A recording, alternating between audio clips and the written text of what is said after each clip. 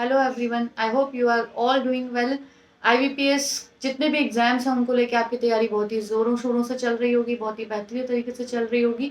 देखिए, आज मैं स्ट्रैटेजी फॉलो कर आपसे शेयर करने वाली हूँ आईबीपीएस पीओ के लिए, जो मेरी रही। सबसे पहली चीज़ देखिए, मैं आपको कुछ चीज़ें पॉइंट्स क्लियर करना चाहूँगी। मैं एक टीचर हूँ और काफ़ी टाइम से टीचिंग कर रही हूँ, तो मेरा जो आईबीपीएस पीओ का एग्ज़ाम देने का टारगेट था, वो एग्ज़ाम में अवेयरनेस लेने के लिए था। मैं अपने जो रीजनिंग और इंग्लिश बेसिकली मैं पढ़ाती हूँ बहुत टाइम से, तो मैं चाहती थी उसके पेपर को, क्योंकि देखिए मैंने जो आईबीपीएस क्लियर किया था वो 2015-16 के आसपास की बात है, तो एक लंबा टाइम हो चुका था 21 तक। 4-5 साल के गैप में, हालांकि रिव्यूज हम देखते रहते हैं, फीडबैक देखते रहते हैं, बट लाइव अब जब किसी एग्जाम में परफॉर्म करते हैं तो वो प्रेशर, वो पैटर्न आप जो समझ पाते हैं वो शायद आपको कोई नहीं समझा सकता। तो आईबीपीएस के पीओ में इस बार मैं 3 साल से सोच रही थी बैठने का, but due to some problems 2019 में मेरी सिस्टर की शादी वाले दिन एग्जाम पड़ गया, सो मैंने छोड़ दिया। 20 में मेरी मदर बीमार हो गई तो मैंने नहीं दिया। 21 में फाइनली मुझे चांस मिला तो मैं अपीयर हुई। हालांकि मुझे बिल्कुल भी ट्रस्ट नहीं था कि अब भी इतने सालों बाद, क्योंकि देखिए जैसे मैं टीचिंग कर रही हूँ तो सारे सब्जेक्ट्स की प्रैक्टिस अब नहीं होती है। मैं पर्टिकुलरली रीजनिंग अच्छे से कर सकती हूँ, इंग्लिश कर सकती हूँ, बट मैथ्स की टिप्स पता है, ट्रिक्स पता है, तरीके पता है, बट अब मैं उतना टाइम नहीं दे पाती हूँ कि पर्टिकुलर बैठ के उसकी तैयारी करूँ। स्टिल मैंने सोच के कि कुछ नहीं तो अवेयरनेस मिलेगा मुझे, आईबीपीएस पीओ के लिए एग्जाम दूंगी तो एटलीस्ट मैं सबको गाइड कर पाऊंगी उस पर्टिकुलर पैटर्न से, बिल्कुल उस प्रेशर से, सब चीज़ों से अवेयर कर पाऊंगी। तो मैंने वो एग्जाम दिया। तो आई थिंक 12 दिसंबर का 2021 का एग्जाम था आईबीपीएस पीओ प्री का, और उसका जो रिजल्ट था मुझे शायद याद भी नहीं है कब आया। और फाइनली वो प्री ऑब्वियस ही है कि एक अगर आप सही स्ट्रैटेजी के साथ एग्जाम देते हैं और आपको चीज़ें आती हैं। हालांकि मुझे स्पीड का डर था, क्योंकि रीजनिंग मुझे पता था और इंग्लिश पता था कि मैं बहुत बेहतरीन कर सकती हूँ और किया भी। बट मैथ्स में मुझे फियर था, क्योंकि एक बहुत टाइम हो गया है कि मैथ्स की मैंने पर्टिकुलर एग्जाम लेवल से तैयारी नहीं की कि मुझे एग्जाम देना है। मैं जस्ट एग्जाम देने गई, और जब मैंने रिजल्ट देखा तो फाइनली मेरा प्री जो था वो क्वालिफाइड था।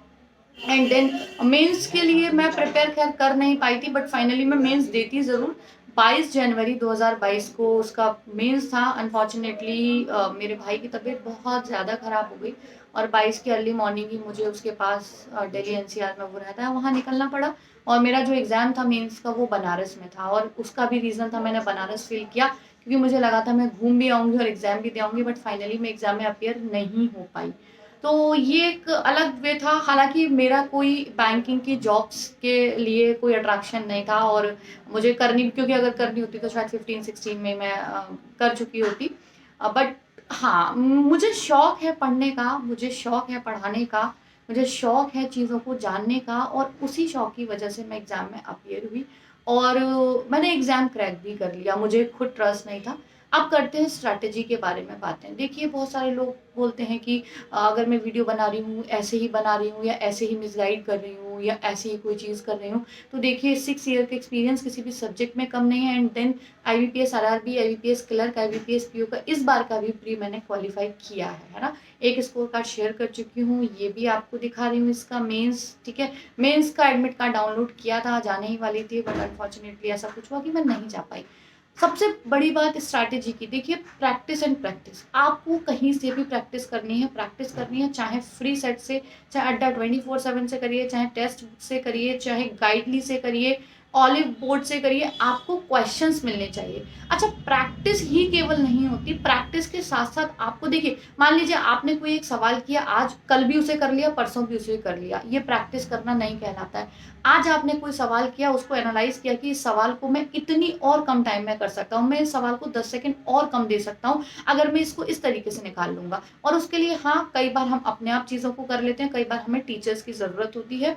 तो आप सबसे पहले है कि प्रैक्टिस पे ध्यान दीजिए, और प्रैक्टिस से ज़्यादा है कि उस सवाल को जल्दी से कैसे किया जाए, चाहे वो रीजनिंग हो, चाहे वो मैथ्स हो।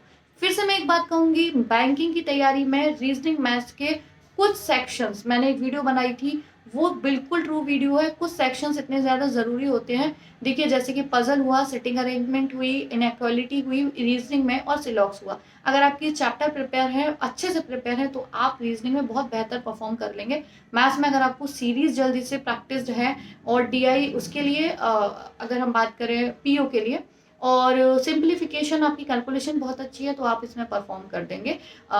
जो क्लर्क वाला एग्जाम है, ठीक है। क्लर्क के बारे में भी मैं अपनी स्ट्रैटेजी शेयर करूंगी, वो मैंने अभी कई सालों से नहीं दिया, अब दिया ही नहीं है। 2016 के बाद जब से मैं तैयारी कर रही हूँ, ये फर्स्ट एग्जाम था जो मैंने देने का सोचा, वो भी because of awareness of pattern and updated pattern को एक बार चेक करने के लिए।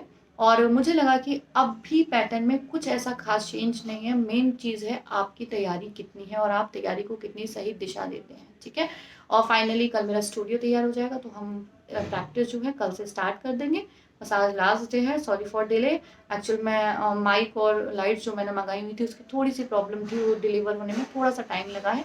बाकी फाइनली कल स्टूडियो तैयार होने के बाद वी विल स्टार्ट प्रैक्टिस सून। आप IBPS RRB PO clerk, IBPS clerk, IBPS PO सभी पे फोकस करिए, definitely you will click one exam finally, है ना। ट्रस्ट रखिए, फेथ रखिए, अच्छे से प्रिपरेशन करिए, you will get the results. Thanks for watching, मिलते हैं नेक्स्ट वीडियो में।